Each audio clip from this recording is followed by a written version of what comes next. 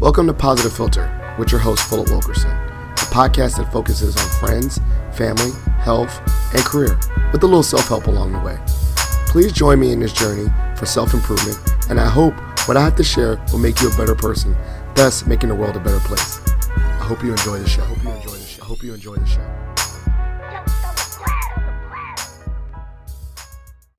Hello, people of the world. It's Philip Wilkerson back with another episode of Positive Philter. I'm joined by many special guests. This is actually a special episode. We call it a bonus episode called How to Get Involved in Local Politics. And I have some local politicians with me. Yes, your boy is involved in politics. But before we get started, I'm also going to introduce my co-host for this, my I guess, political advisor, educator, person that tells me I don't know how to get involved with politics, Paul Davis, because you know a little bit more about this world than I do. So, Paul, go ahead and introduce yourself to the listeners. You're a returning guest, too. Absolutely. Thank you for having me again. This is Paul Davis. I'm here with my experience in local government and democratic politics and partisan politics in general for the last decade or so, and just glad to be here with a distinguished guest. Distinguished. All right, distinguished. So we're going to go to my left. I had to actually do the left. We're going to go to my left right now, and we're going to have our first guest introduce himself, and then our subsequent guest after that. And we'll have this really nice conversation, educational, learn some stuff. So go ahead. Awesome. My name is Albert Vega. I'm running for Springfield District Supervisor in Fairfax County. And this is my first shot in politics. This is, something I felt passionate about, trying to put problem solving back into our district leadership, because I didn't see it was there. And so this is something interesting. Again, it's like, how do you feel like you get called into being activated? And there's plenty of parts of history in the back. When Trump was elected, a lot of people got motivated to go run because of either anti-science or misogynistic reasons. They're like, nope, got to be active. So saw that. And again, I'm a little bit different type of candidate, electrical engineer, small business founder, but just want to try and take the problem-solving aspects of that and plug it back into our community. I love it. And you said run toward politics. I think I would have ran for the hills. So that's a really good thought about that. A lot of people did get activated. We're going to talk about that too. I think they got activated through Trump, and then they got activated again during COVID to get involved. But I think those are great points. My next guest to his left, right? Yes. Yeah, awesome. I'm super glad and honored to be here with Phil and everyone. My name is Michael Bush. I'm running for Courtland District Board of Supervisors down in Spotsylvania County, and I am just looking to represent Generation Z, the young generation, to put on in politics and really start to trailblaze and make a way for us to start having a seat at the table, having a voice. Producing the change that I know that we are capable of, just as a general community. And I think that we're able to be at the forefront of that conversation just as much as our older brothers and sisters. So, so I'm Michael Bush, and I'm super glad to be here. I'm also happy that you said Gen Z and then looked at us like we the old folks right here. I know y'all saw that too. Oh, ain't nobody old. Ain't nobody old. For our older brothers and sisters. All I mean is older than me. That's it. But that was, yes, definitely a young brother doing big things. I'm very proud of you already. And our last guest, please introduce yourself. Sure. I'm John Taylor Chapman. I'm a council member over in Alexandria. Been on city council there since 2012. Before that was involved back since 2004/5 with Democratic politics.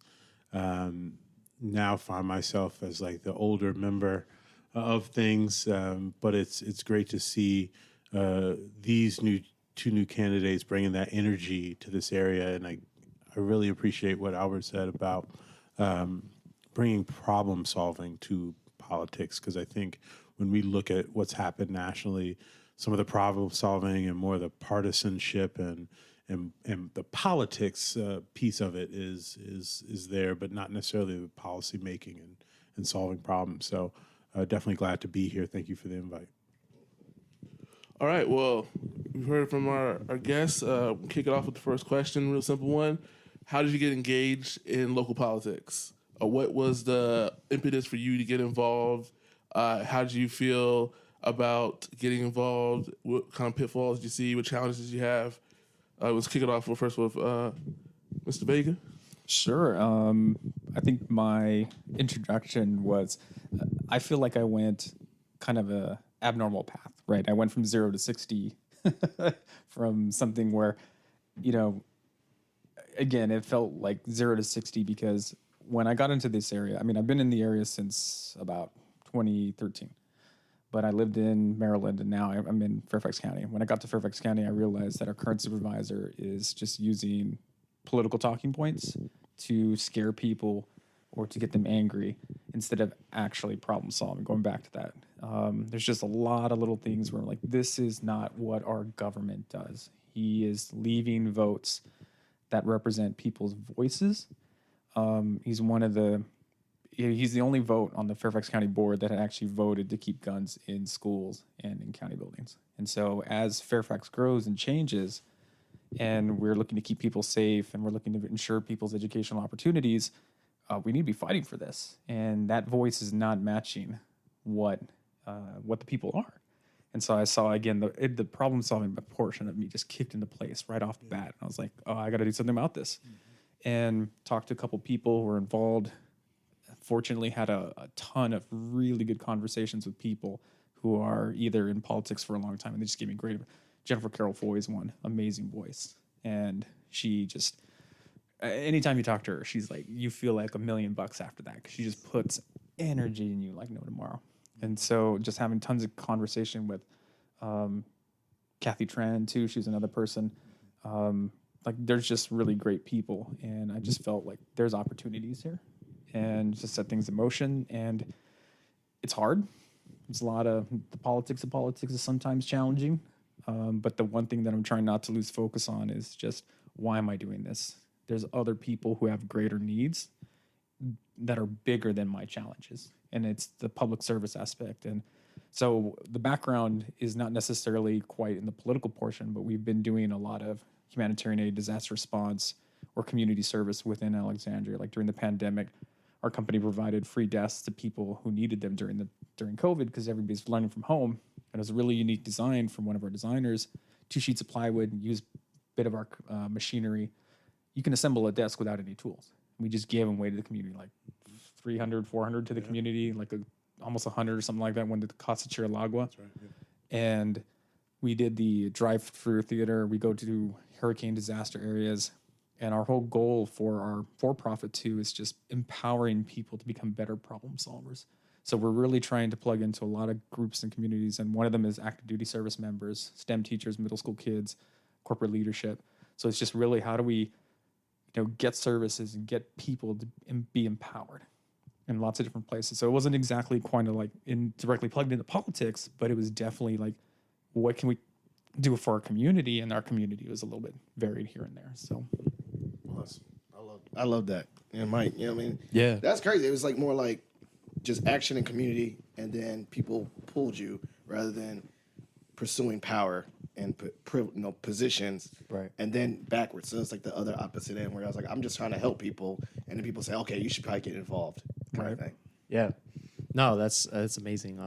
For me, so I've been interested in politics since I was young.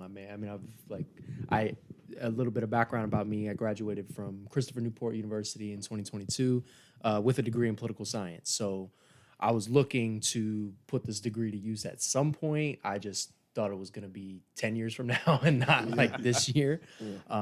What caused it to be so early is, so I worked for AmeriCorps for a year. I did a year of service up in New Jersey where I was an educator. So I taught 8th grade math, and those are my babies. I love them. But so I got a year of what it was like being inside of the classroom post-COVID. And that has just in general, like, really opened my eyes to what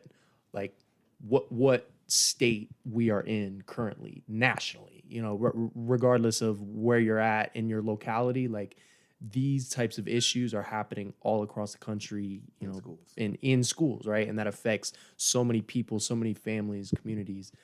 So I've been called to serve after that because I know that there's more to solve this issue.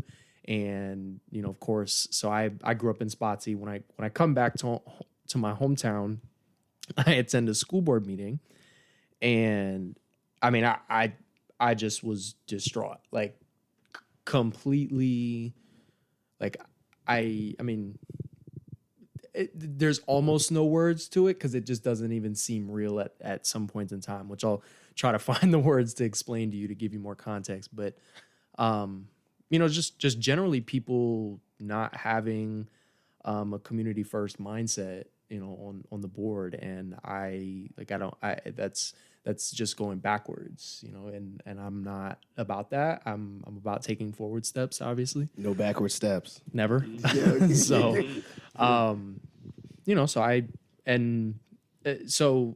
in context with that, I picked up a job working in financial services for a member on the current Spotsy school board.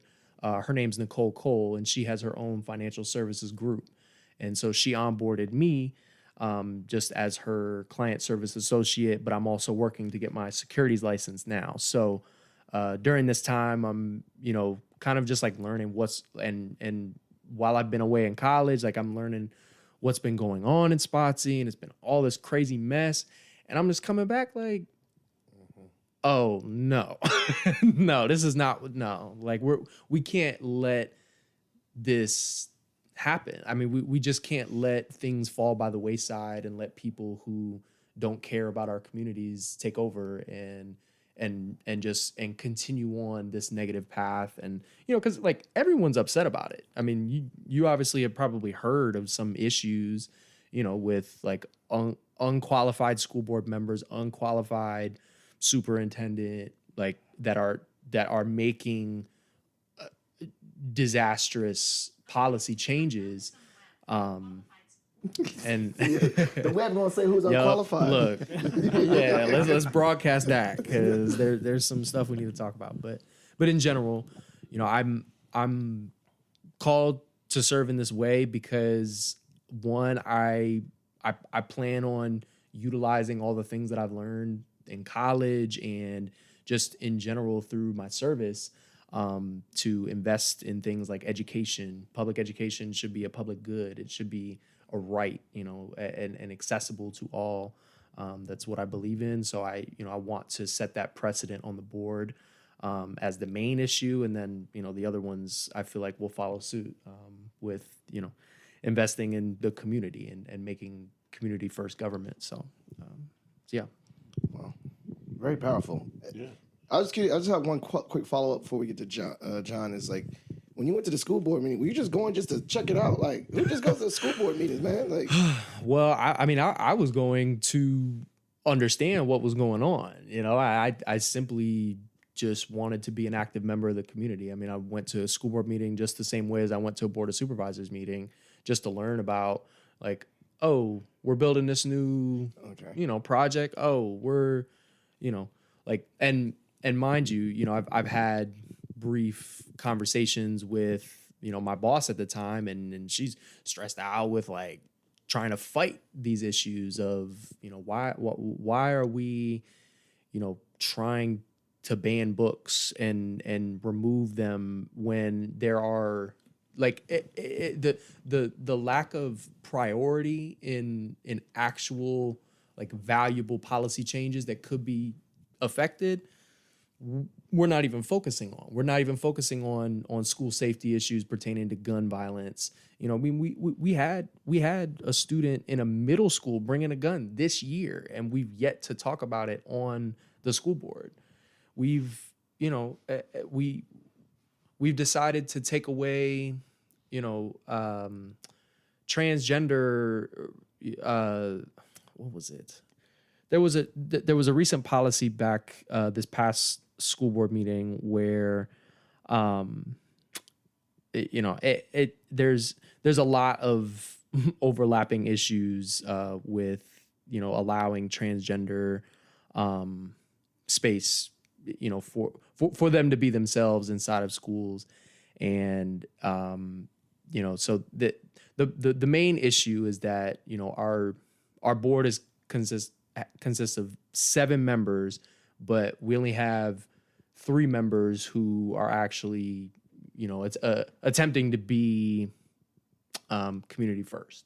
And so the 4 majority members are the ones that are taking away, rights from our students, not paying our teachers enough.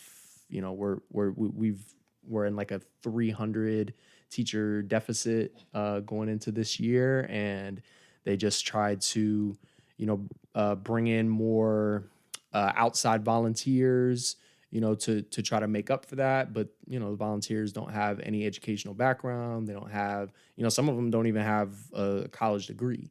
And so for them to be in the position of teaching our kids, it's just, a terrible situation. So, there's a lot of, So in that meeting, you're like, okay, I'm done. right. Yeah. I'm like, all right, like it's time to step up, and it's time to make sure that from the board of supervisors level that they can invest in our public schools, because that's where the money comes in. That's where our teachers will be able to be paid. That's where we can, improve our capital projects for build. We'll eventually need to build a new school. Our population has been growing at rapid rates.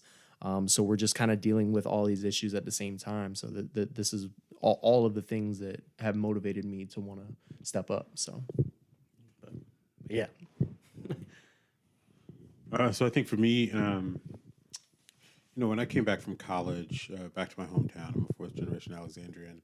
And when I came back home, honestly, I don't know if I really had a purpose. I mean, I'd been in student government and stuff like that, been super active in college. But when I came home, I just, found a job. I was actually teaching for a little while. Then I started working for Fairfax County Rec Department. And so I just go to work, go to Mott Community Center, and then come home and play video games all day. And at a certain point, I figured, there's got to be more to life than this. And went through that kind of journey about how to get involved. I think one of the first things that I fell into was the Alexandria Young Democrats. And I think for me, that gave me some purpose. And that purpose was trying to get a seat at the table, provide my perspective as a young person in the community I grew up in about what needs to change, what is helpful, what's not helpful. And then, honestly, a number of doors started to open up as people saw that I was involved and interested in being even further involved. Got involved in the North Virginia Urban League, Young Professionals, and kind of created a number of relationships with fellow young people in Northern Virginia. Ended up becoming president of the Young Democrats, and that, of course, really, really helped things as well. Just, seeing electeds, getting to know elected officials, kind of very personally, directly, and being focused on a lot more issues, particularly for young people in Alexandria, young adults in particular. And as I completed that, started to get involved in more advocacy, less political advocacy and more issue advocacy, and got involved in the local NAACP, and ended up becoming president of the NAACP, focusing on education and housing issues in particular. And then a couple of Republicans that I just knew based on working on nonprofit boards together kind of convinced me to run, along with a couple of Democrats. But it's always interesting when you have folks from the other side that say, hey, I like your perspective. I like what you're doing. And that, that's interesting because it's really issue-based versus partisan. These weren't folks that were super heavy in the Republican Party. These were folks that were just in the community. And that was interesting for me, and really made me step back and think, what do I want to be elected? Is it something I'm interested in? And at the time, I think I was more interested in running for school board. I have a background in education as well. I wanted to bring that kind of perspective to policy making at the school level, or the school board level, excuse me. But then saw the opportunity, just like was said, with where the money comes from and who directs the money. And if you really want to do something in education, you don't get, like was said, you don't really get involved at the school board level. You get involved at the higher level to direct the money. And not just direct the money to schools, talk about after-school programs, talk about how we're going to serve our young people or our very young children, even before they get a chance to go to school. And then what happens to our young adults and our teenagers as they come out of school? How are they prepared for the world? How are they prepared for the workforce? What other opportunities are out there for them? And so you get to use kind of that perspective, that look of education, that care for our kids at a much greater level, and decided to instead run for city council. And was successful for that. But for me, it was really about being able to, at that time, I was a much younger person than I am now, didn't have a family, wasn't married, and had a lot more time on my hands. And I kind of saw it as kind of selfish of me to be a person that had a ton of time on their hands and not giving back to the community, not being able to be in a room and share the perspective of somebody that is working 3 jobs trying to make it, because they can't come to the public meeting because they're busy working their job, trying to feed their family. But we know they have needs, they have concerns, and there's some supports and policies that can be put in place to support them. But if they're not there to speak for themselves, who's going to speak for them? And I think that's kind of the tone and tenor that I've tried to take in policymaking, not just thinking about what I might need or people close to me might need, but just different types of individuals that we have in our communities, whether they're single, whether they're married, whether they're old or young, and all of the variety of needs, the variety of challenges that they face, and how can we in government make that better for them? I think that's the key. That's awesome. I think one of the jewels that was dropped right here for the listeners was you have to be present, right? Local government is your opportunity to be very close to your elected officials, and you can just show up to the meetings. They're happening every week. They're making decisions that impact you, your neighborhood, your family, and it has a very low barrier for you to get involved. So really taking those opportunities to get involved. And now, post-COVID, with things moving to the virtual level, you have opportunities to get engaged sitting at your own home. So you really want to take advantage of those things. Now, one of the things that I realized sitting here is all 3 of you have an entrepreneurial spirit to you. I know you have your own business, you're working in the financial sector. So one of the big conversations that we hear a lot of times at all levels of politics is money in politics, right? And we also know the importance of financial empowerment and financial independence and how that impacts local governments. And so what do you see as your role, working as, within the government to provide financial independence and empowerment to your communities, and how will that empower them in the future? Ooh, that's a lot. Take a little bit Question. of it. I think there's so many levels that can potentially be approached. Michael, you touched on one, which is how we fund our schools. And education is critical, right? Even touching to what you talked about, which was workforce development and giving kids opportunities, because putting plans and paths in people's brains, it's huge. So coming up with, that's huge. Affordable housing and just housing in general. Like Springfield right now is sitting at dead last in market rate affordability, which is just, do you want to buy in Springfield? And also dead last in committed subsidized rentals. So like if you are an educator or a first responder who just wants to live in here, it's like, it's hard, or it's very difficult for you to live in Springfield. And so the funding also affects housing, and housing is, so much happens from being underhoused. Environmentals, like there's the dollars affects so many different things. The one thing that I'd like to bring to this is a form of efficiency. Like I didn't realize, I talked to Vivian Watts about this, is like we're running off of tax situations from 50 plus years ago. And so having good relationships with our state level officials and just understanding that we're all trying to problem solve together, how can we do our taxation more efficiently and smarter so that we can keep dollars where they need to be. And again, if we can find alternative revenues, like I know Fairfax County Schools is supposed to be putting solar panels on all the schools, but it's done at a rate for whenever we do renovation. If we were right now had solar panels on everything, it would be over $10 million a year in savings, according to the cost of it. I mean, I think that we're going to spend about $680 million in terms of 20 years of electricity bills, and the cost of the solar panels is like $430 or something like that. So we can save over $10 million a year, but it only get that savings if we have solar panels on all of our schools. And that means how do we supercharge our schools? So which means go looking at the infrastructure improvements. What can we do from there? What can we do to put these resources in our hands so we can actually reap these benefits? Because again, we need to be empowering all these areas and all these different avenues to be really reaching out to our communities so that we can actually see the benefits from them. And so I want to bring a different perspective. And again, a little bit more of an entrepreneurial. I think one of the things too is like we keep looking at projects in very long term.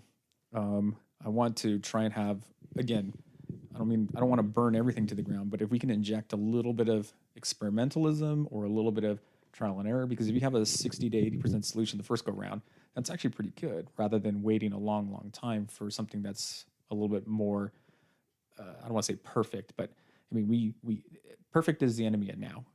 And so we don't want to be sitting around waiting when we can actually be experiencing some kind of benefit and learning from that benefit to make modifications for the next year. That's a very engineering mindset. I know, and that's either going to get me in a lot of trouble. Engineer all the whole time. That's going to get me in a lot of trouble, or we'll see what's happening. I mean, I don't mind.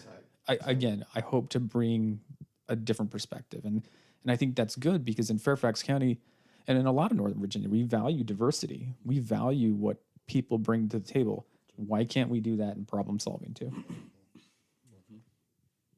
I love it. I mean, I'm, and you know, to kind of add on to like, I think with problem solving, engineering, entrepreneurship, this mindset of like finding new ways to innovate and new ways to think and do and be.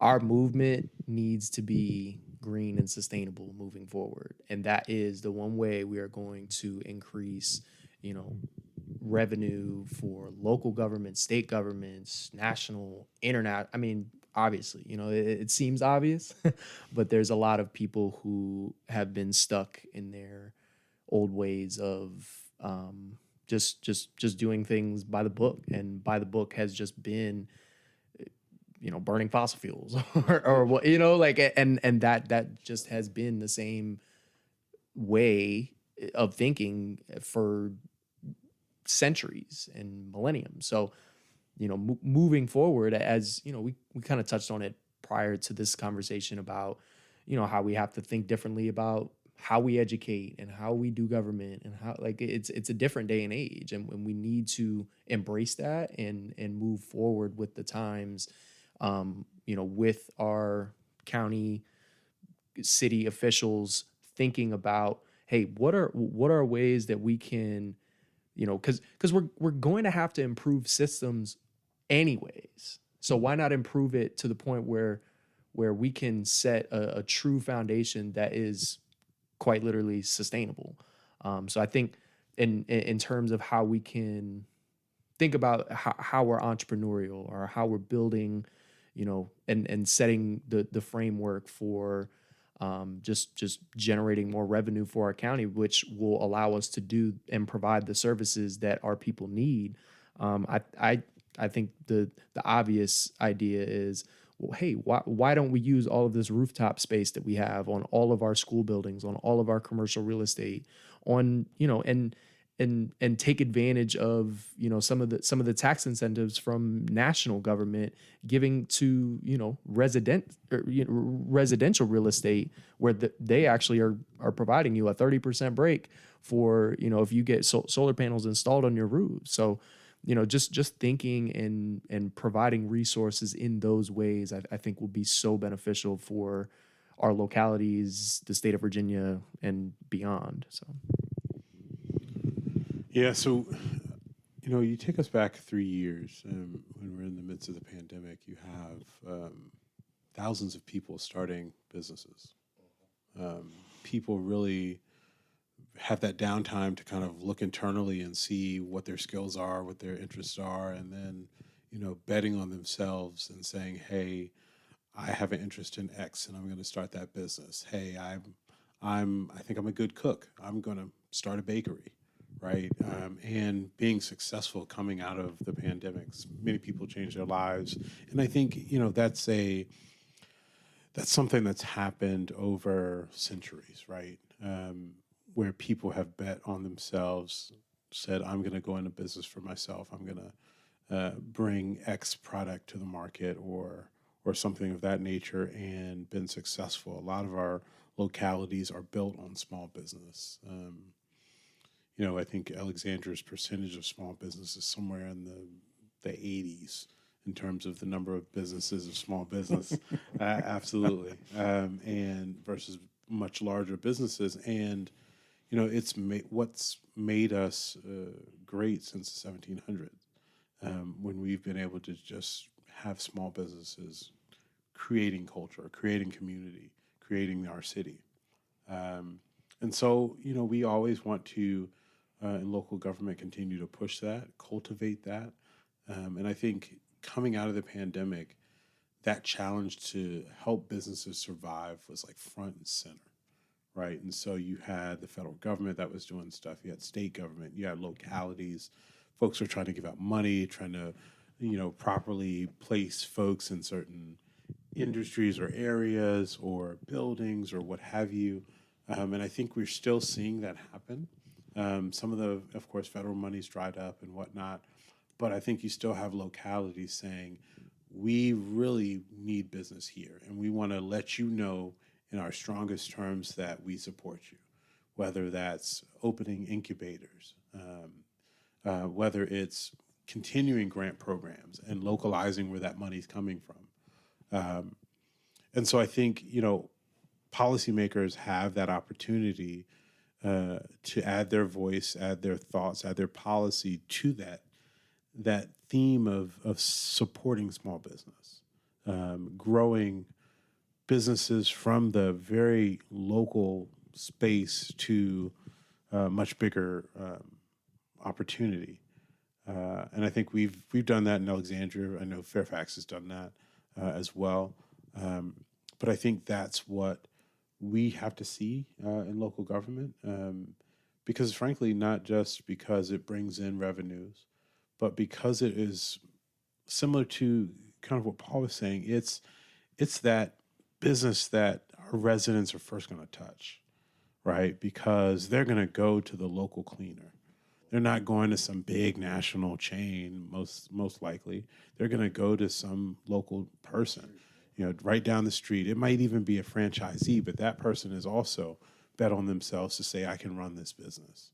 And that to me is, the heartbeat of our local communities. And so how we can continue to support their work by highlighting it, but also bringing forth policy that opens up opportunities for them is key. I see a lot of head nodding. One of the things, though, I always see, I'm hearing the Crocs and Hawaiian shirt, with all these dignitaries right now out here in the boonies of Clifton. Dispelling myths, right? Like, I'm still, I wake up every day, I'm like, this is, the people I'm getting to meet and conversations, like, it just seems so far away. There's a pedestal, there's a behind the curtain of local politics. And what I mean by that is, like, there's a lot of myths of how you get involved. Like, it doesn't seem very, and that's why I love these conversations, because it's very humanizing that, we got an engineer, we got a Gen Z or recent college grad, we got a guy that played video games and said, hey, I want to do something different with my life, right? And I think those stories need to be told about that. So, just jump in, whatever, like, what kind of, like, dispelling myths, like, why do you think these myths exist about getting involved? And then dispel some of those, like, that how politics is for everybody getting involved. Paul said earlier, like, now you can just jump on a Zoom call for a board meeting, turn tune into Channel 16, isn't it 16? And watch it. I was on Channel 16 recently, just watching. I was like, who watches? Anybody watch this channel? Like this, there's all kind of good stuff on here. And it was like 1 a.m. I don't know why. I was just randomly watching it. But let's talk about that curtain that behind the Wizard of Oz. You see, you pull back the curtain. It's just a normal guy acting crazy. You didn't know that. It was very scary voice. So talk about that. Anyone jump in. So I'd say, the idea that anybody can make policy. Anybody can look for a solution to a problem. I think that's the biggest myth. Like there are no magical policies out there. It's somebody that saw a problem, did some research about it, and said, you know what, based on the research that I've done, however I've done it, I think this might be the solution. Let's try it out. And it works. Like that's how it usually happens. It's not something magical that somebody can kind of pull together. And also the idea that politicians are kind of in a high castle, right? I think, let's be honest, there are some folks that might not choose to be as accessible as they need to be. But I think with what you have now, people have my public phone. I mean, my city phone. You can call me anytime, leave a message if I don't pick up. You can email me and I'm going to respond. You can catch me on social media. I mean, I think about when I started in politics in 12, social media wasn't a big thing. I had a much older city council. You didn't have people jumping on Facebook. I think I was one of like 2 or 3 people on our council that really engaged people on social media. And now it's regular for everybody on our council to have conversations with people on social media, whatever the platform is. And so I think politics has gotten even more accessible, and I think that's the one big myth. Everybody watches Fox News, and it's like, well, not Fox News. It's like everybody watches Fox News. Let's be honest. A majority of Americans still tune in somehow to Fox, which is interesting. You're watching whatever it is, Fox News, CNN, MSNBC, and you see these folks at the federal level, and that's what you associate with politics, and that's not at all what the local level is. The local level is that cat that you see in the grocery store. And as a local official, you can get run up on at the grocery store, right? So you're not safe anywhere. And your staff too. Right. And I didn't want to put your business out, but yeah, absolutely. And that's real. And I think that's the biggest myth. It's like, oh, I can't talk to my local supervisor. I can't talk to my local council member. Yeah, you can. You can get to them very easily if you have an issue, and that issue can be big, it can be little, but you can get to them real quick. You can send them an email. I mean, I remember I met James Walkinshaw. I mean, first of all, he was canvassing for himself, which was cool, and he knocked on my door, and I said, "Oh, what you doing?" He said, "My name is James Walkinshaw. I'm running for this." I said, "Running for what?" I was like, "You want to be on my podcast?" He said, "Sure." And then I emailed him, and he was on my podcast, right? And then we just stayed in touch. I always saw him at Mason. And I said one time, I was like, I just want to ask questions about getting involved. And he's like, all right, put a meeting, talk to my man, put a meeting on my schedule. And I was like, that's it? And then we had a meeting in his office. And that was, and after that meeting, I was on a task force for the renaming of Lee Highway. But it was like that. It was like, he's a busy person. Everyone's busy. But it was like making an appointment like any other appointment with the doctor. You just like, pick a time, we'll meet. You go to my office, you wait there, and then it was a normal conversation. And I think those are, like you said, it wasn't an ivory tower. It wasn't far away. It wasn't like, I got patted down. Like, I thought I was like, there's no like metal detector getting patted down. And like, where's it? There was no guy with like a, the headphones. Hey, Philip Wilkerson's here. No, it was like a normal dude. Like, he's Secret Service, right?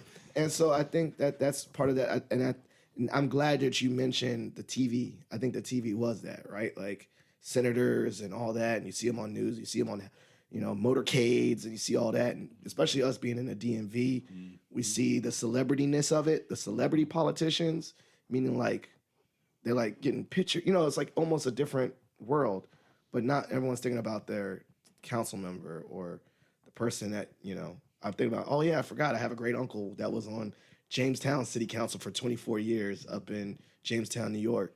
He was just my Uncle Vivian, right? I honestly didn't even know what he did until he passed, and then had all this stuff about local government. I was like, oh man, he was a local politician. So I love that you mentioned that. I think you're nodding your head. You had some thoughts on that too. Oh, I got a lot of thoughts. I mean, I just about the accessibility point, like, you know, we should see local and with the word politics, like it gives a certain connotation that kind of has, like, you either like you're all the way in and you're face first with the issue and the problem and you're battling with people or the issue, or you're like, no, I shut my door, I'm out of it, I'm far removed, I don't access politics at all. And local politics really should be the bridge and the ambassadorship to learning more about like how those people, you know, at the top in Congress or Supreme Court or whatever that you may see on TV, like how do they make the decisions that they make? How do they think through the issue? That's how it should be, ideally. You know, I think we kind of understand there's a lot of context to what our politics looks like and why, you know, it seems so far removed from regular citizens. I think that there's a deliberate reason why they've done that, and it's our job to kind of bridge that gap.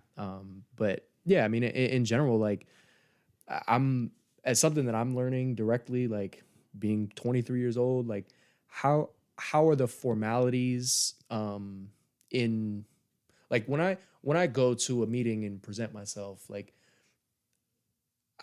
I'm walking a tightrope of, you know, I need to follow protocol and be of structure and understand how things work, but I also like want to trailblaze and understand that, you know, we like politics is what you make of it. It's not like it shouldn't just be, you know, something that is concrete and put in the ground and something that never changes. Like really the whole point of politics is so that things can change. So, you know, I'm learning how to walk that tightrope, and just like as an individual, I'm the individual candidate that chose to run. So I'm the one who's going to be dealing with people running up on me at the grocery store and asking me questions. So when I'm the one doing that, it's like, okay, well, so I have a choice on how I'm going to respond. I have a choice on how I'm going to, you know, view myself in this space. And I just, you know, and not to say that I don't have respect for position or authority or anything. I'm just saying that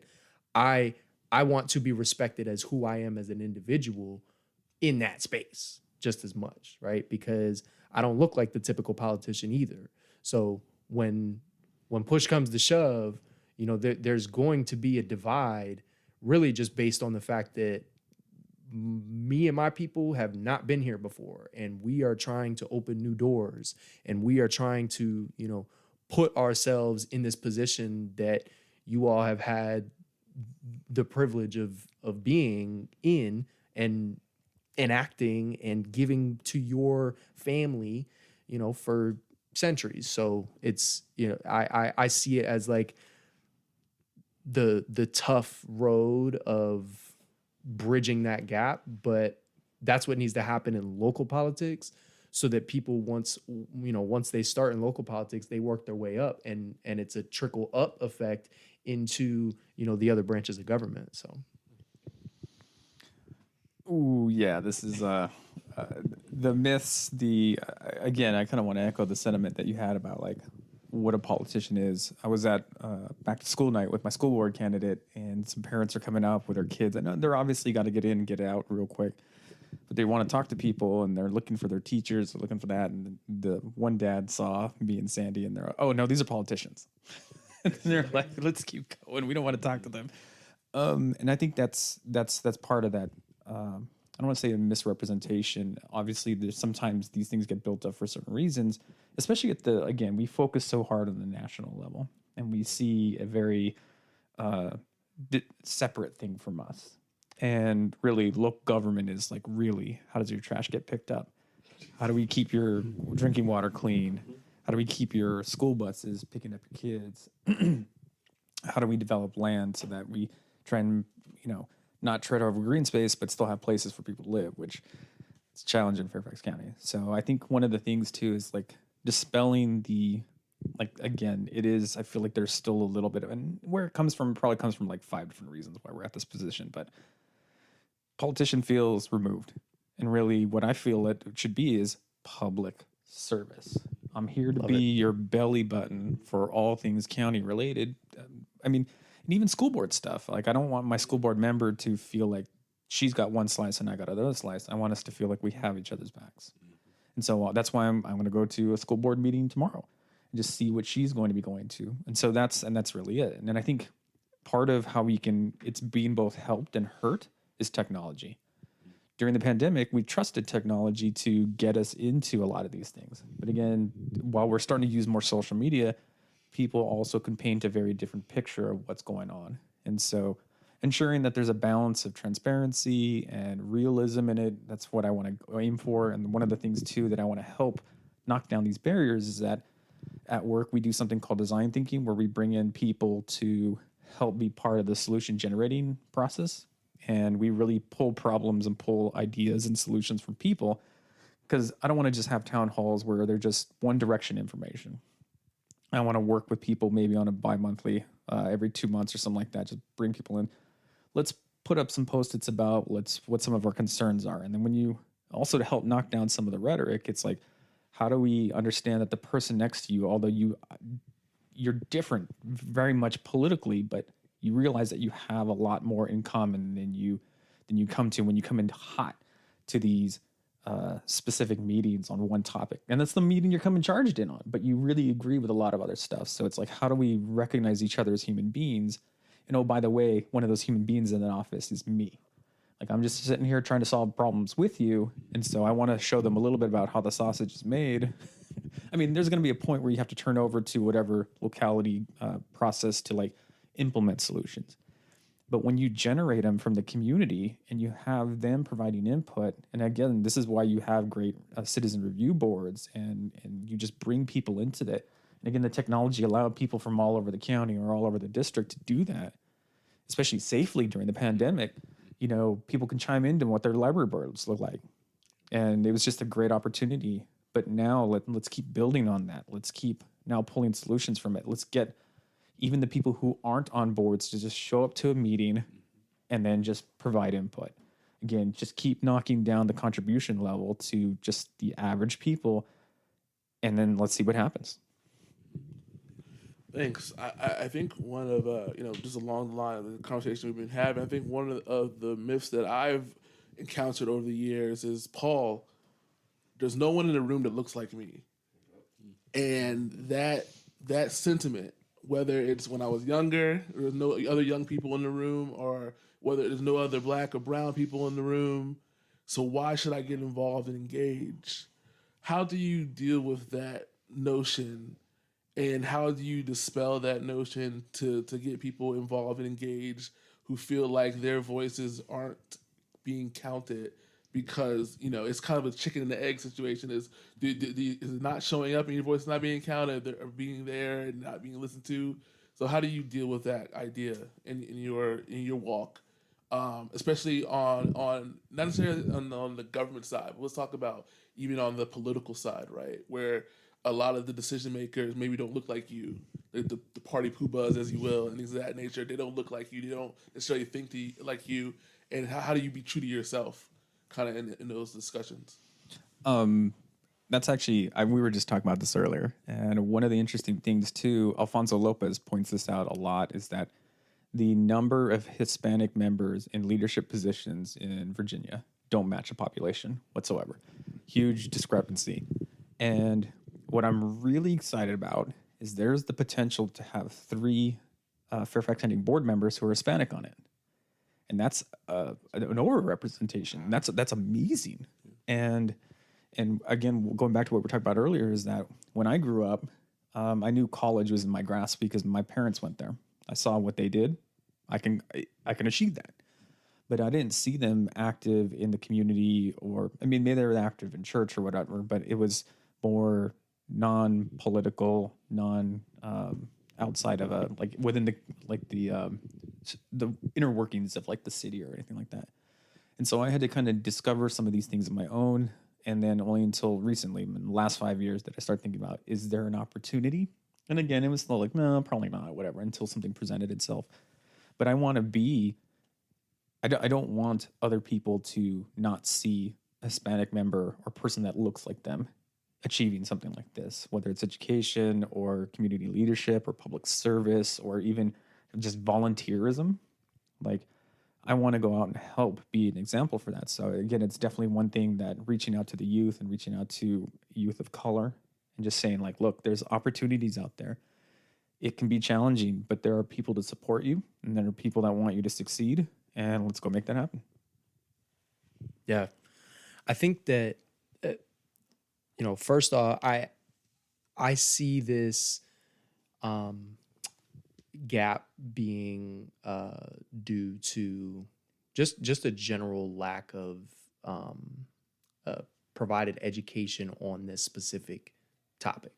Like, Black and brown folk often don't have the knowledge of what it takes to do this type of thing, and how dynamic you have to be in this type of situation, and how many resources you have to pull, and how, it just goes back to the issues of systemic racism in this country. And I'm sure that's a whole nother podcast, but just in general, like, one of the reasons why I value education so highly is because this is the key, to opening the doors that we can see. I mean, because really, we're not in this position to take over the world and put other people down. Like, this is not the role and the idea of being a public servant. This is Not chess, like Machiavellian. and so it's sad to think about that a lot of people in those leadership roles have seen it like that, have seen it like they're playing chess, and people are, dots on a map that they can just, push away and build on top of and uproot and whatever. And I think that, like, our job is to bring a sense of reality to politics, and with, so, on the point of, like, not only is it politics that people can get involved in to kind of be an active member of the community. It doesn't have to be directly running for office. Like, you can also be, an entrepreneur and still be a great community leader that has just as much of a valuable impact in your local community as a politician, and even more sometimes, depending on the situation. But just finding ways to educate our, obviously our youth, but I mean, just people in general. Like, people should never stop learning. We shouldn't see learning as just something that you do from 6 to 17 and then you stop learning. Like, no, I mean, everyone has to continue learning because things keep changing. So just as something that I want to offer, like, I want to make sure that our community is educated and brought to the table with the resources and with the pull, with the backing.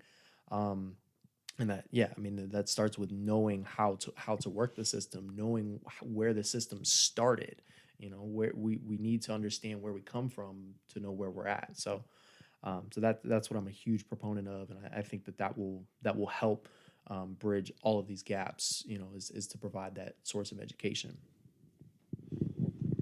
I think for me, it's about the idea of being comfortable with being uncomfortable, right? You are always going to have throughout your life those situations where you are going to walk into a position of that's not comfortable. When you go to school for the first time and, you don't know anybody there, whether it's preschool, grade school or college, right? There's going to be that season where you're not necessarily comfortable because you don't know everything. You don't know everybody, right? But that piece about education, I think, is key. For friends who I've gotten involved in politics, there's early concern about, hey, I'm going to be in this space and I don't know everything. I don't know everybody. I might be the only man in the room. I might be the only woman in the room, person of color in the room. But a lot of that goes away as they know the topic. They know information. They're educated on issues. And so, I think that really is the key piece. If I know, planning policy, I'm going to go to a planning commission meeting and I might not know everybody there, but they're talking stuff that I know about, right? If I know school policy and education, I go to the school board meeting, I'm going to be sitting there like, oh yeah, I know about that. Oh, interesting perspectives that you're sharing, but I know what they're talking about. Right. And so I think the idea of increasing civic education and community education and being transparent for government and doing it in a way where you are educating, but trying not to act like you as a government official or a government entity knows everything. But sharing just information publicly with your community for folks to learn, I think is key, right? When folks understand the planning process, when they understand the budget process, that empowers them so much. I mean, I think you've all seen individuals that know the budget process and they can tell you about the budget. Those folks are empowered. They feel comfortable talking to elected officials, being in a room with other folks and talking about issues. I think that's how I see our Black and brown brothers and sisters kind of getting over sometimes the hump of being involved in politics. Because it's not really about the politics, it's still about the issues. And so if you know about housing, if you know about education, you know about transportation, and you go into the space where people are talking about that, you're going to get comfortable a lot quicker than somebody who might not. And so I think one of our duties as local government officials is to increase the knowledge base of the community in the most meaningful but helpful way that we can. And again, allowing ourselves to be, as was said, the kind of the belly button for folks where they can feel comfortable in reaching out to us if there's something they have a question about or they don't understand, or they have a perspective that they want to share. Real quick, I just want to add on to a word that I really, really, really, really, really want to emphasize is our local officials being transparent. Amen. Yeah. Because that's where the issues lie. Yeah. When the citizens are and that's where the removal starts. That's where the lack of education begins and ends with people not discussing fully like what is going on. I mean, because like that, and that sounds so general, but that is direct. That every single situation, planning, budgeting, zoning, whatever it is, like you are dealing with so much. I mean, the stroke of a pen is going to decide the fate of tens of thousands of people, hundreds of thousands of people, and those people don't even know about it. They don't even know what's happening. They can't even find the verbiage and the mental capacity and wherewithal to stand up at the Board of Supervisors meeting and advocate for themselves and tell them why they think that issue and why they're wrong in handling it that way, and what solution that they would provide to substitute that. With a lack of transparency, that's where you find those deep rooted issues and the removal and the separation of official to citizen. I want to bring up one point that I thought about as I was getting involved was the part where I've seen this before in other spaces. Now I'm confident. Mm-hmm. So, yeah, I was gonna see how long it was gonna take for me to say that I was a member of Alpha, here on this podcast. Shout out to my two frat bros here. But I remember going into that same task force meeting and hearing like, okay, do we have a quorum? And I was like, I'll bet. Quorum. I heard of this word before. Yeah, we got enough people. And then they were like, do we have a second? And I was like, oh, snap. Yep. I've seen this before. Robert Rules, baby. Robert's Rule and all that. And so I was like, wow, like being able to be in other spaces where it was practiced and modeled.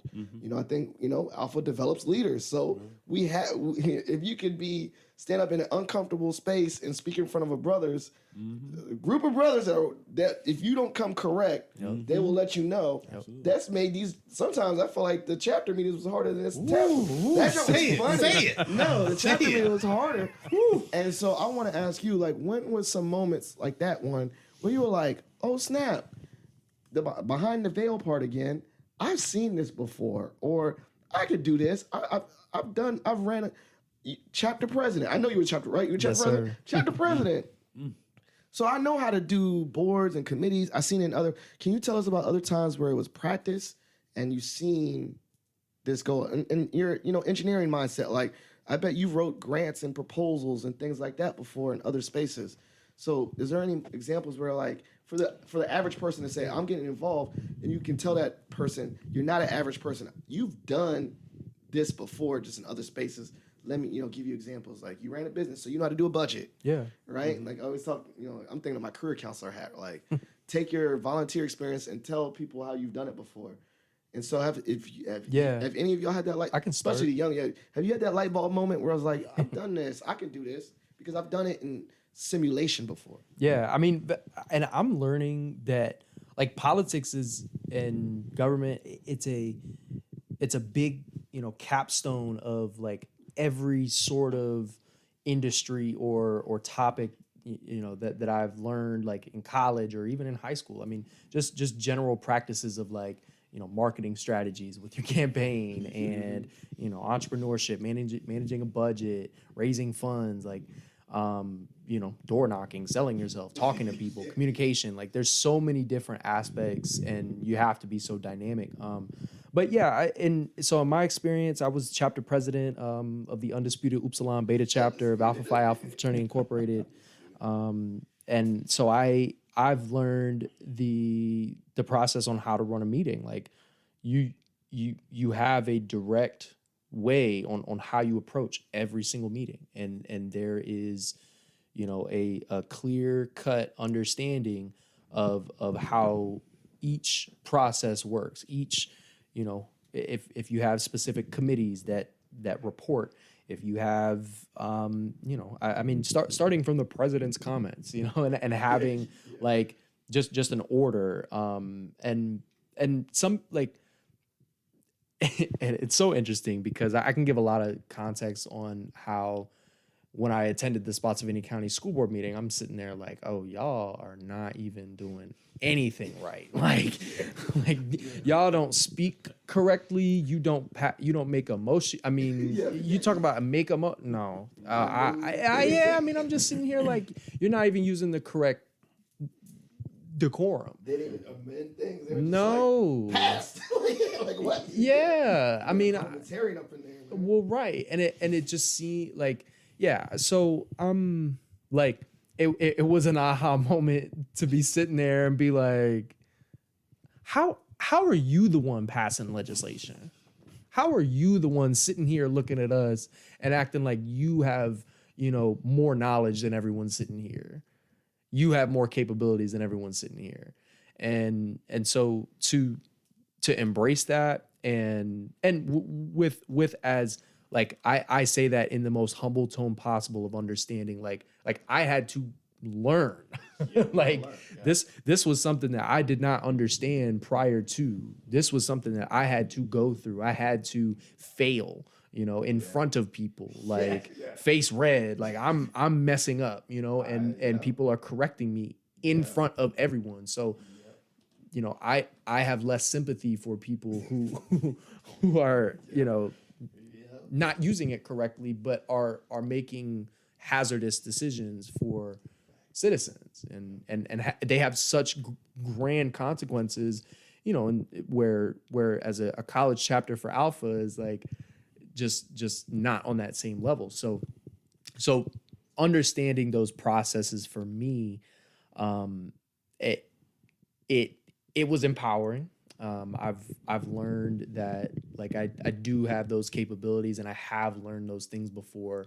And it's just more so about like when I become a board member, I plan on holding myself and everyone else accountable to that structure. Like Point of order. that's I mean, right. And point of information, like this is how you do things. Yeah, unreadiness. All these things. All of it. Yeah. Let me jump in here because one of the interesting people I've seen on the internet is this councilman up in Flint, Michigan. Oh yeah, that dude. Yeah. So Eric Mays. Eric Mays. He's an interesting cat, right?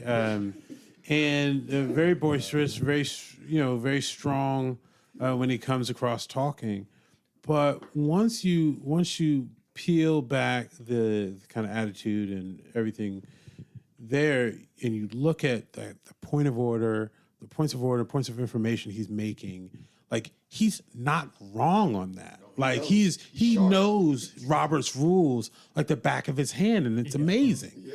Like, and you get to a point where you're like, he just said something wild, but he was right about that point of order, and that person's out of order, and this and that, and you're like, interesting. But like, it is really interesting to see, when you do go to a meeting that's just ran so poorly, and you're just like, yeah, this is not how government should be. This is not how whatever I'm at should operate.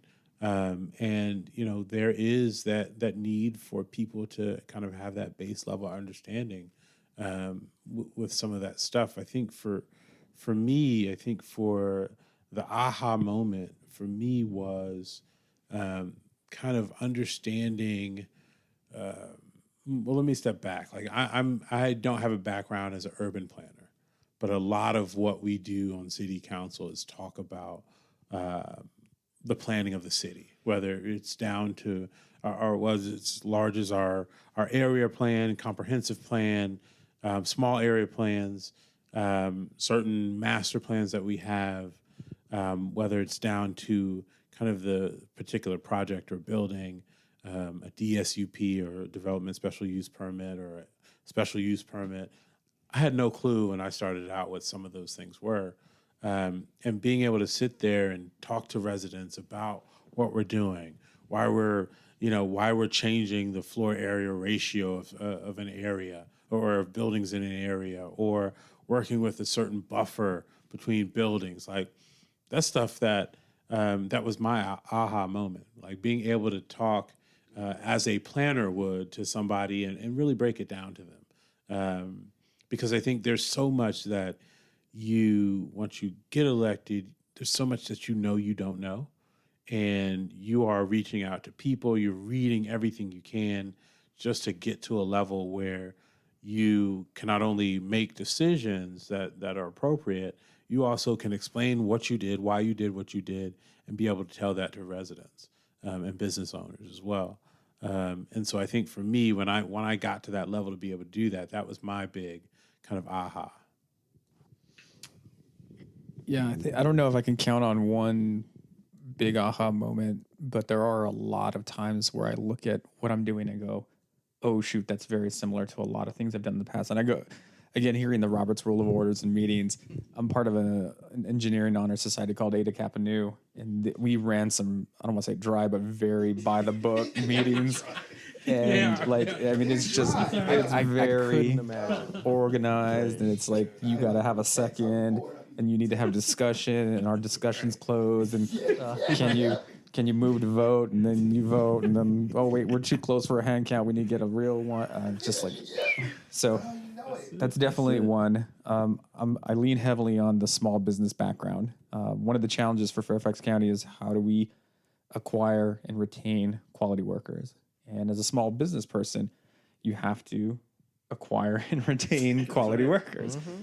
The scale is different, but it's always a challenge because your budget's limited, and we do a lot of technology training. So sometimes we bring in engineers or we bring in people with an engineering background and they like things in boxes. And one of our jobs is to teach people how to solve problems when there's no box. And sometimes that's frustrating. And so you have to work with people and say, is this the right fit? Is this not the right fit? And so those are challenges. Dealing with some of the scale of government's really interesting. So part of my background is I spent about a year in Afghanistan as a scientist, just problem solving with U.S. Army soldiers. And I got a peek into the leviathan that the U.S. Army is. It's just a beast. And there are some things that it does very well, like big scale things that no small entities can do. You want to build a tank or an MRAP or, time machine or whatever. It is just something that you got to lean on the big organizations to, because that's important. The systems approach of that is huge, but sometimes agility takes a suffer. And that's where I want to plug in some of the small business opportunities too. Yeah, helping structure out some nonprofits. And the one thing that I keep continually drawing back, and it's one thing that I keep telling myself this, and I'm sure everybody in this room does this, but I want to start imprinting this on the people, our residents, is that even though I didn't go to school for this, I can solve this problem.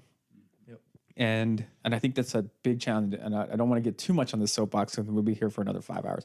But it's education, sometimes, especially at the collegiate level, teaches people to become a major.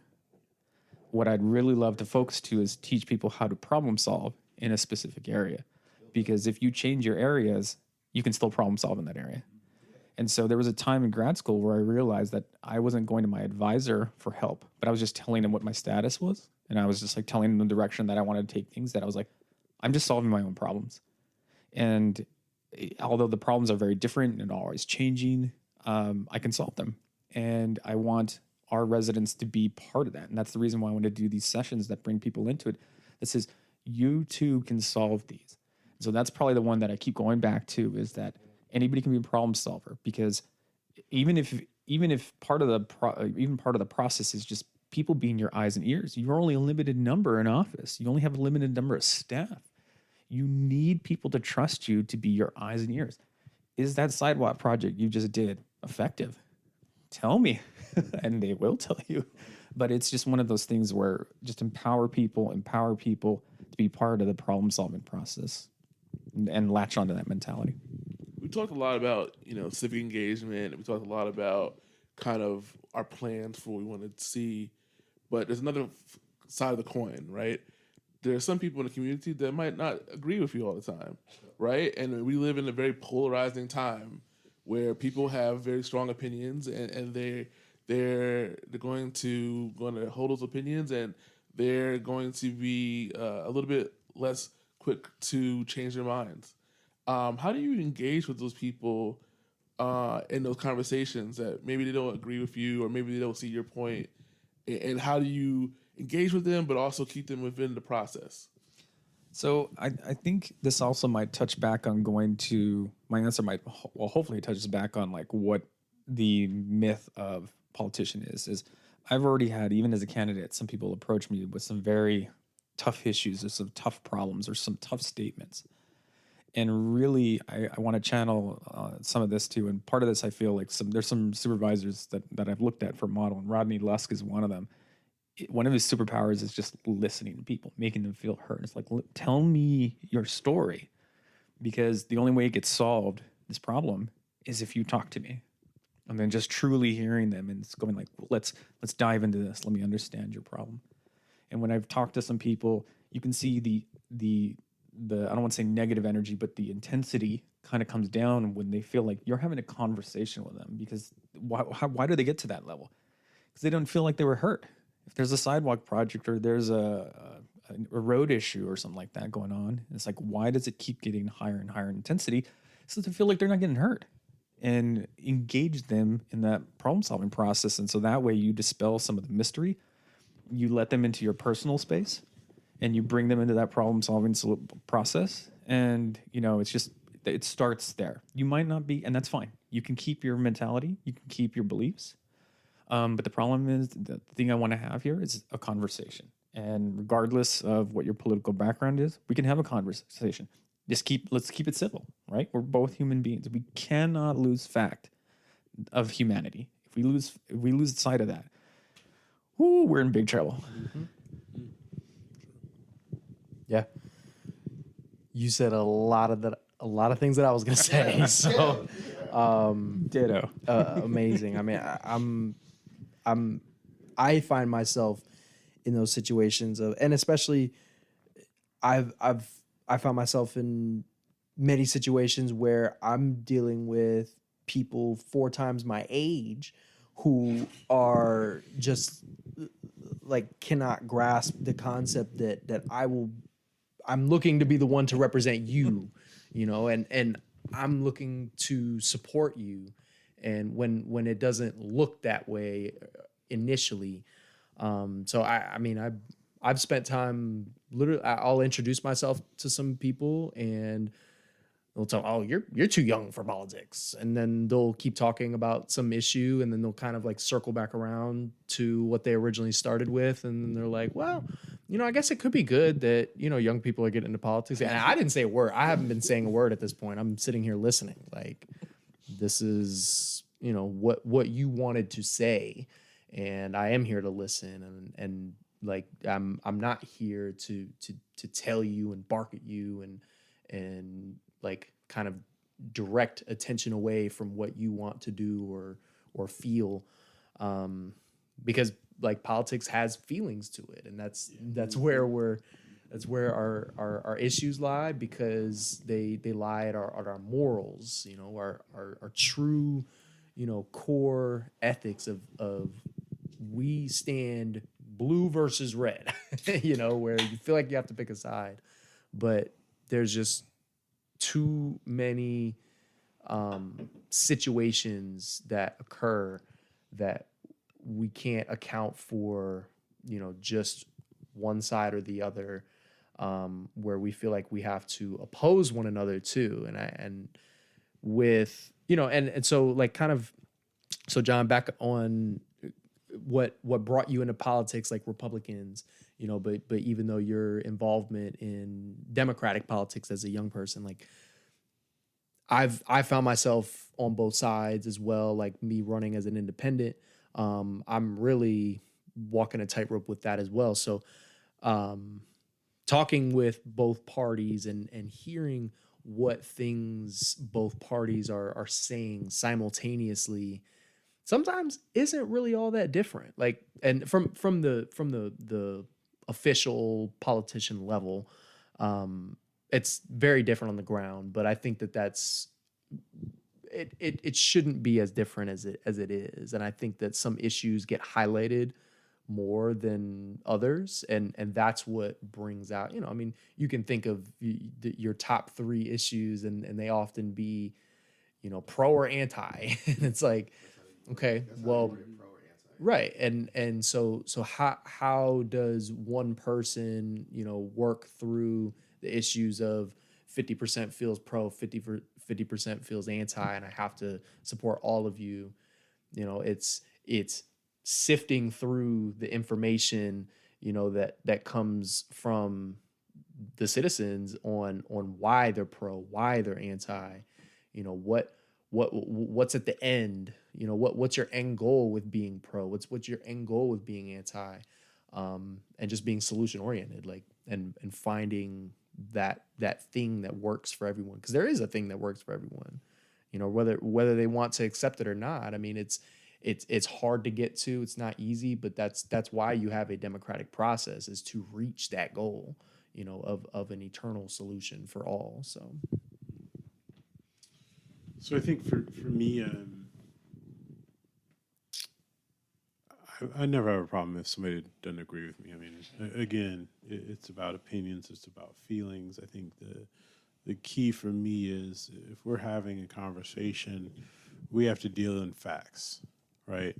I think that's where my tenor changes. If your opinion is based on things that are not factual, I'm not going to correct your opinion. I'm just going to address what the facts are of something, and kind of let you deal with that. But also allow for a space for us to continue the dialogue as you deal with that. You know, so hopefully, like, I had a lady couple days ago, I went to a rally for a group that's looking to oppose some stuff that the city's going to do. And a lady comes up to me and says, "Hey, I never, I'm the only thing that I do is pay you guys taxes. That's it. There's no other service or anything else here in the city that I benefit from. All I do is walk to City Hall and pay taxes, and that's it." Okay. You think you don't receive any services. Okay, that's your belief, right? I'm not going to fight with you about that. I know that if something happens, you're going to pick up the phone and call 911, right? I know if your house is on fire, you're going to call the fire department, right? You might not use every social service we have. You might not have kids in schools. I get that. So you probably don't use as much, but you use some. You use something. So I'm not going to go back and forth with you about that. You've got an issue on how the city is spending money and updating its infrastructure, but its infrastructure is hundreds of years old. And so it needs to be updated. And you're like, yeah, it does. Okay, we're not going to fight about that. So all your issues with what the city's doing, you might be opinionated and feel some kind of way with that. But as long as you understand, you and I are going to talk in facts, right? And again, I think at the end of the conversation with the lady, I gave her my card. I said, "Call me. Let's continue to talk. I have no problem. If you don't like me, if you don't like what we're doing, bet. Cool. If there's something that I can ever help you with, let me know that too, right? This does not have to continue to be an adversarial relationship. You can make it. I'm not going to make it. But if that's what you want it to be, cool. If you want to change tone and temperament depending on the issue, we can definitely do that too. And so, having those people run up on you, having those people disagree with you, I think for me, tightens my game, right? Tightens what I understand and what I know. Because if I can have dialogue with you that's fact-based, you're cool to do whatever you want with your opinion. But I want you to understand that I'm always going to think through things and hit you with transparent facts. That's it. And say, hey, that's who I am. This is what I'm basing my decision on. And, we can agree to disagree.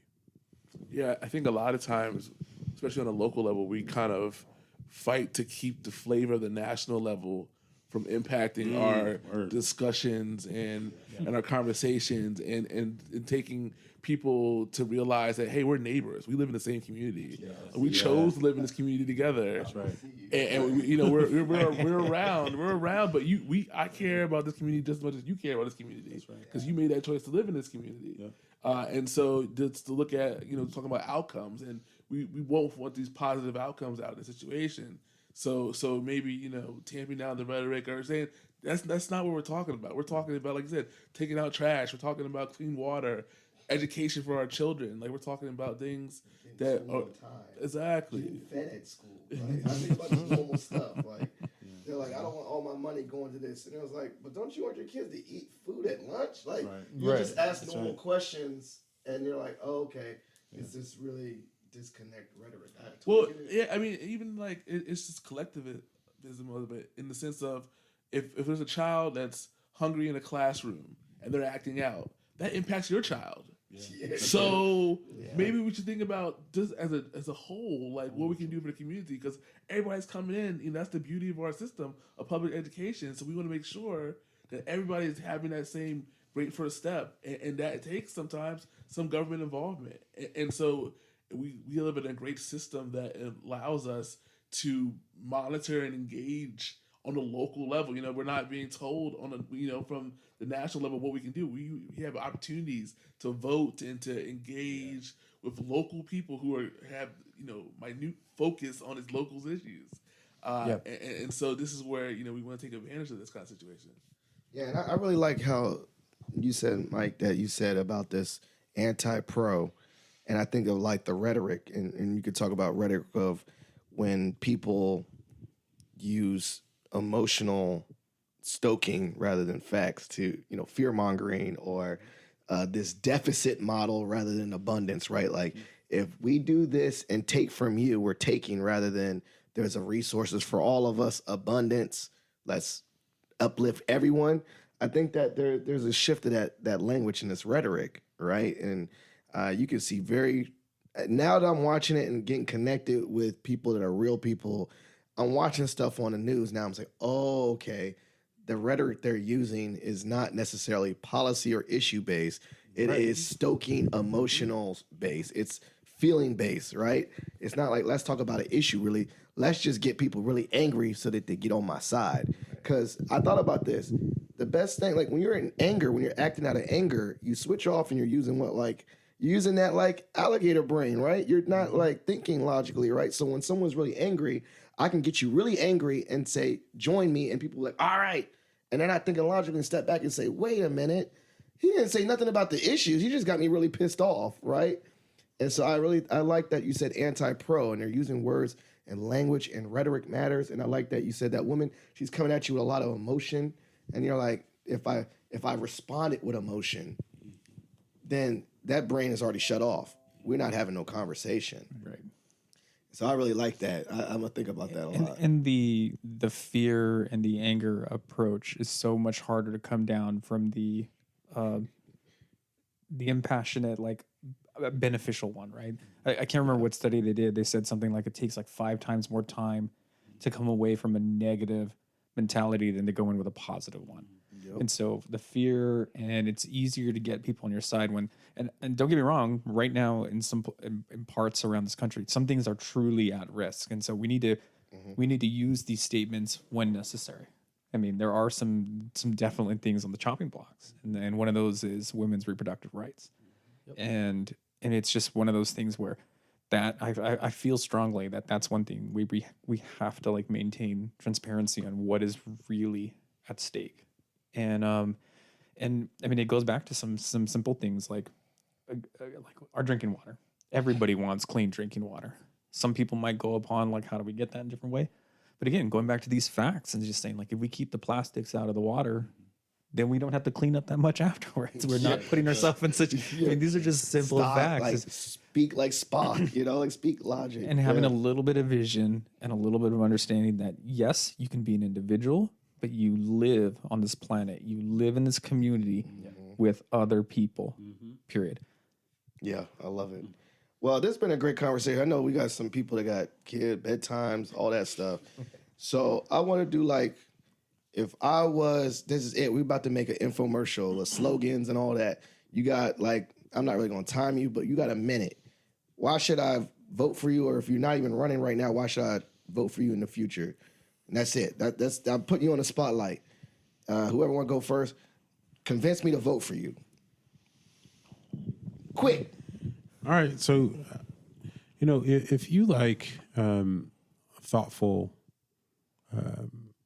community leaders, right, who are going to look at an issue, understand both sides of it before making a decision, you want to engage with me. Like I'm not here to kind of just press my issues. Like I'll be very transparent about what I care about. I care about what I think are the basics of the community, affordability of housing. I grew up in public housing, and so that has a personal meaning for me. My background is in education, and so educating our kids. I've started my own small business, and so making sure our businesses can thrive in our community is necessary. As I've gotten on council and become more involved, I've gotten to know and understand a lot more about economic development and the role that it can have in really providing support for our community, support for services, and really allowing our community to pay for services that are not always coming out of the residential pocketbook. And so I think that's what I've tried to bring to council, bring to the city, bring to my hometown, and hopefully continue to be a benefit. I got involved in a number of organizations and with my civic association well before I ran for office. And so as I see it, I've come from the people that have engaged me, taught me about the city, taught me about the politics with a big P and a little p. So, that's what I try to represent on council and further. I love it. Voted. All right. Yeah, amazing. Well, so as an oncoming financial advisor, I'm planning on making investments in my community, and those investments include investing in public education. As a former educator, I believe in not only providing our students with a well-rounded education, but providing a safe educational community and making sure that we, provide the services for our teachers, our school staff, our janitors, our bus drivers, you name it. I mean, everyone in that school community deserves to be safe and supported.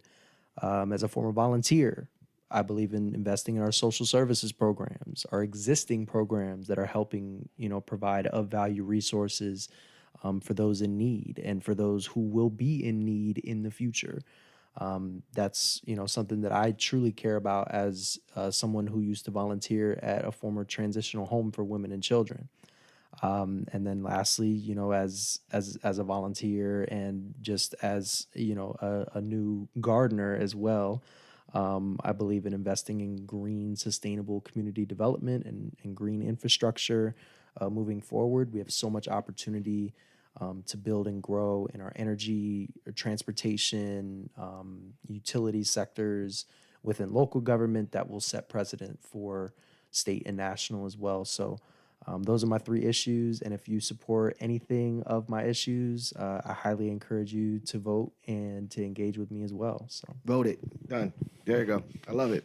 2 for 2. Take us home. best for last. I really want to focus on the problem-solving aspect of a local government because it touches state and local government touches everybody's lives so frequently that once we get away from that, we're not solving people's problems. And I don't care where the solutions come from. I just want to make sure that we're actually doing good for our community.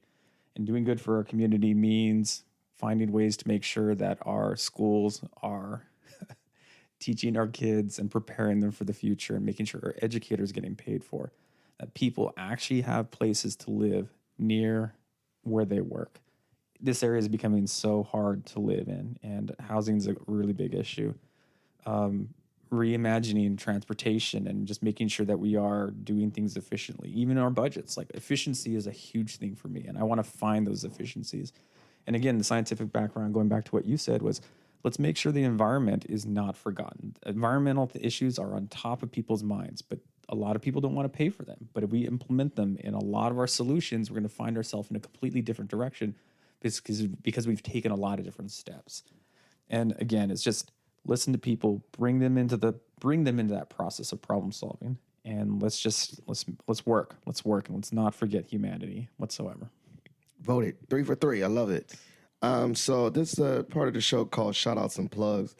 I'll let my co-host do his shout out and plug first, meaning show love to anyone you want to show love to, and then plugs is ways that the listeners can follow up with you, get engaged with you, what you're working on, hype yourself, plugs. So Paul, you go first. Shout outs and plugs. Well, I'm going to have to do a PSA because if you are in Virginia, then you have an election this year. And Virginia has election every year. But this year is really important because it's state and local. And the state and local elections are really going to determine what your community is going to look like in the future. And this particular year, you're going to have a lot of different offices that you might not know about. So it's really important for you to do research. You're going to be looking at, clerk of the court, your sheriff, your board of supervisor, your local government, your school board, your soil and water conservation. All these offices are on the ballot. Your ballot's going to probably have a front and back.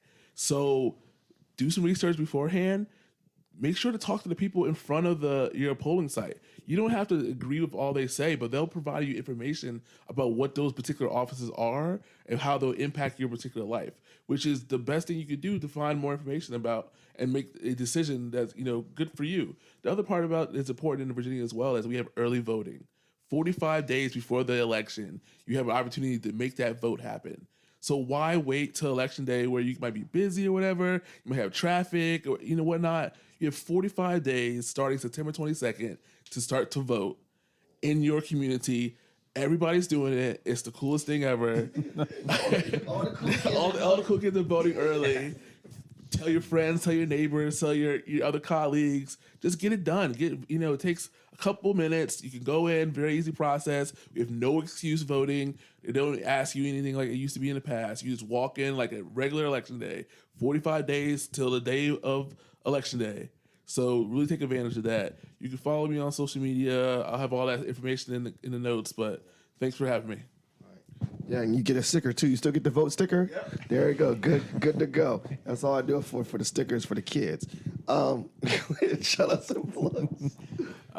Shout outs to Ediberto Velasquez. He's been in the corner. He's my campaign manager. We've been busy all day today. We just came from GM Mason, meeting with the Young Dems there, right? Yeah. It's really important to really highlight and give a shout out to all the young people who are going to be shaping what the next, decades look like. And that's really important. For any other information, come check out albertvega.com. You can read about the policies and some of the beliefs that that get shaped by some of what I believe in. But I mean, that's why I go door knock. Like, I want to hear from people. I want my eyes and ears to what's in the community to let me know what's important to them. Because I can't figure it out all on my own. And again, it's relying on the community. And so greatly appreciate it. I love it. Yeah. Showing love to my mom, who's been my core supporter through all of this, helping me keep a roof over my head during this time and just, maintaining, along with my girlfriend, love her to death. She's been my backboard for when I need to vent and kind of let loose on all that's going on right now. But I also want to shout out everyone in Spotsylvania County who's doing the good work to make sure that they're going to be electing good candidates this year, and all the support I've gotten, even up the state ticket as well. So just super grateful and thankful for that. A few plugs, for my campaign. Please follow my Instagram at Michael Bush, 4 VA. That, is kind of where I'm really centralizing a lot of my campaign content. And, along with that, my Facebook, Michael Bush for Board of Supervisors, Courtland District. And so, would love, for you to like, follow, and just look for, more content coming your way. And then also, I just started my new job in finance as well. So I'm going to plug my boss's firm, Nicole Cole Financial Services Group. She's going to be putting out, new content on her website, Nicole Cole Financial.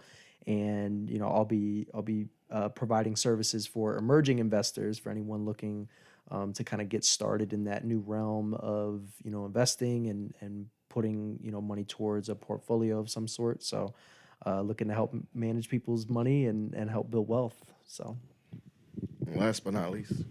So first shout out is to my new city council aide, Leslie Alexander. She keeps me all together, similar to a campaign manager. And so I'm super thankful for her. Second shout out is to my wife and my son and my mother as well. I mean, they provide the motivation to continue to do this as well. A couple of plugs. If you are in Alexandria and you're listening to this, hopefully you've started to engage in Alexandria's Housing for All, or Zoning for Housing initiative.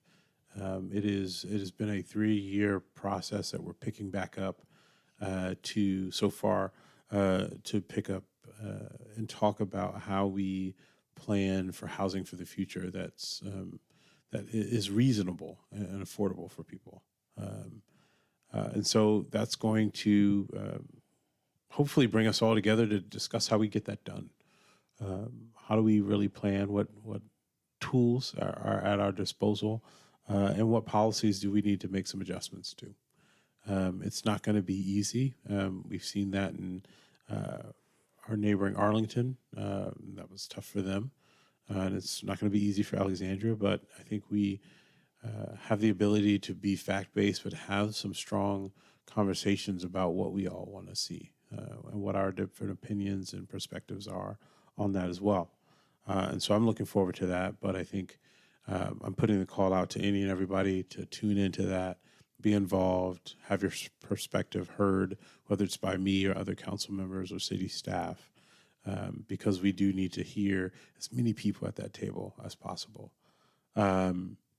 Lastly, I was reading a newsletter. I get a ton of different random newsletters, and I think this was Greater Washington Urban League, talked about the fact that August is Make a Will Month. And I'm a parent of a 3-year-old, and I have a wife, but I don't have a will. And I was thinking about that. What happens if something happens to me tomorrow? I don't want my family kind of left kind of wondering what kind of where I want to put money, what kind of things that I wanted to make sure I leave behind. And so for anybody listening to this, make sure you have that tough conversation in your family. It's not an easy one. It's not a fun one. Nobody ever wants to look at that. But I think one of the reasons I bring that up is because here in Alexandria, we've seen, unfortunately, in the African-American community, wealth not transfer from generation to generation. And it's sometimes because we are scared to have that conversation. And so we need to have it. We need to have a firm understanding of what everybody's wishes are once they depart this earth, because we all know that we are going to. And I think it's something that's not necessarily political, but it is something that is nonpartisan, that we all need to plan for that and make sure our family understands our plans and have those conversations with our family. Some things that we do are not going to be fun and exciting, and this is one of them, but it's necessary. Can I make a plug for Alexandria too? Sure. Go take a bus. Oh, absolutely. Yeah, I love the fact you guys went ride. Yeah. Fare free buses. Fare free buses. Go take public transportation. Definitely. Take advantage of it. Get cars off road. Yes. Take a break on the roads. Yes. I just love that. Yeah. That's brilliant. No, it's a great opportunity. I think we maximize some state dollars to be able to do that. I think that the thing that I am, looking into the future. It is definitely efficient, and it's an investment that each of our localities is already making, and so it's really kind of pushing or convincing people to take further advantage of it, and we're seeing that. We've seen, I think it was 4.5 million rides since the pandemic on our local bus system, something like that, which I think is one of the top bus companies coming back out of pandemic with kind of real strong ridership numbers. And so, public transit we've invested in for decades, and so hopefully seeing the benefits of that, our residents do enjoy it, do use it, and so, yeah, thank you for the shout out. Yeah, I think I saw something that said that ridership was, I think mid-year was already at all last year's totals or something like that. So awesome. Yeah. Thank you. Well, I think that was very timely because we're in my home, and we did have a conversation about wills very early on with my father-in-law who recently passed away. So I'll definitely have a lawyer that I can plug you in that did our trust and put me on that. And unfortunately, we had to have those conversations, but we had it very transparently. Right. This is why I'm living here right now. So I totally agree with that. I was almost feeling a little emotional when I heard that because that really hit home. This whole situation would not be in existence if it wasn't for that. And actually leads that into my last point. Thank you so much, gentlemen, for being on the podcast. Thank you, Paul, for being a co-host for this. This has been a great conversation, really informative. I always think the podcast is a way for me to learn new things. I learned so much, and it's like I listen to it myself just to learn. And so for those that are listeners, everything, there'll be their contact information. All that information will be in the show notes. Please go out and support them. Or if you have opposing views, engage with them anyway and have conversations. They look like politicians that would love to engage, period. As you know, every episode is dedicated to the memory of my late father-in-law, Jeff Kirsch. And so please consider donating to the Jeff Kirsch Anti-Hunger Fund for all his work he did fighting food insecurity. I put that in the show notes of every show to honor him and respect him. Please share this episode with a family member or friend. Give it a like or subscribe on iTunes or Spotify to elevate the podcast, or just leave comments so that we know, what you're listening to and how you want to engage with this podcast. But once again, thank you so much for listening, and we're out. Thank you for listening to Positive Philter, a podcast that focuses on family, friends, career, with a little self-help along the way. If you enjoyed this podcast, please share it with your family and friends, and like the Facebook page, Spreading Positivity of Movement. Thanks for listening.